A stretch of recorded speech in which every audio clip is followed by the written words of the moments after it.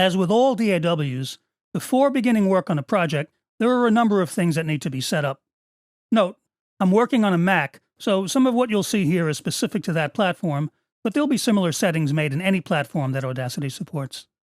Here in the Mac OS, most of the initial setup choices are made in Audacity's preference window, though some, ones that you might want to change during a project, are also available to be set in the main project window.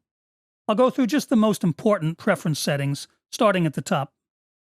In the Devices panel, you'll choose the audio driver that Audacity will use for audio input and output, Audio I/O. On Mac, that's Core Audio, Apple's built-in audio driver, which is supported by most hardware audio interfaces. Audio can be sent into and out of the host computer in two ways. You could use the computer's built-in audio connections, or install a third-party audio interface to handle the audio I/O.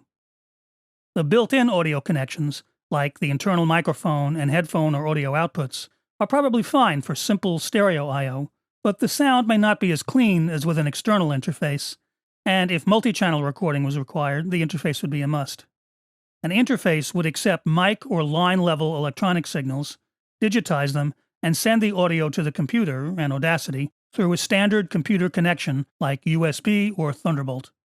Audacity lets you select the input source for recording and the output for playback independently.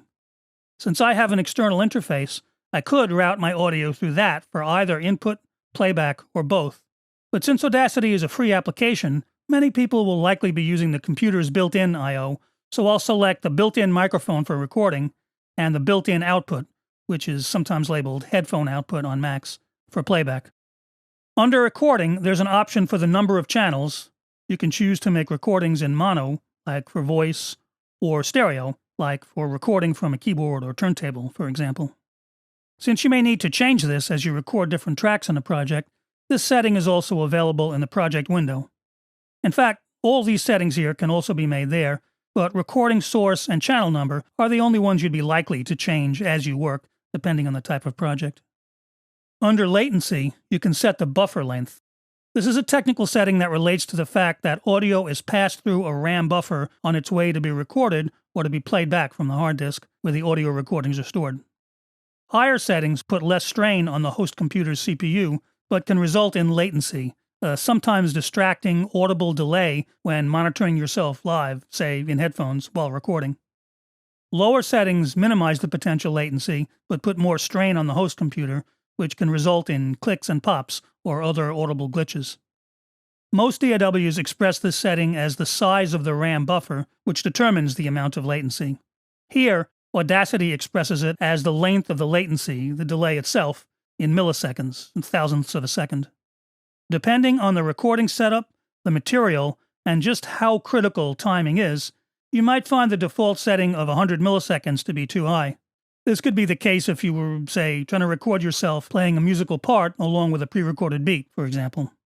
If that was the case, you could reduce the buffer setting down to around 10 milliseconds or so, which should be fine with a modern computer. When recording dialogue or voiceovers, a more common application for Audacity, the default 100 millisecond setting would probably be fine. In the Recording panel, there are a couple of options that also relate to monitoring audio. The first one turns on Audacity's overdub mode. With this on, you'll be able to hear other already recorded tracks in the project while you record on a new track over the same section. This functionality is on by default in other more music-oriented workstations, but since that's not Audacity's main application, here you'd have to enable it yourself. It can also be turned on or off via the transport menu. There's also an option for software playthrough of input. This lets you hear the incoming audio being recorded in the speakers or headphones when that would be useful. It could be helpful when recording from an electronic source, like a turntable, but there may be latency issues with it if you try to use it for live-played music overdubs. Again, I'll touch on both of these options further in a later video on music applications in Audacity. Skipping down to the Quality panel, the main settings here are the bit resolution and sample rate for the project. While working, you'd normally leave the resolution at the default internal 32-bit float setting. This preserves audio quality when editing and processing. Note, when exporting, you choose a more appropriate final bit resolution and sample rate for the finished audio file. As for sample rate, The usual options are 44,100 Hz for music or 48,000 Hz for audio for video. In some cases, the higher sampler rate options might offer better audio quality, but they will take up more disk space and put more strain on the host computer.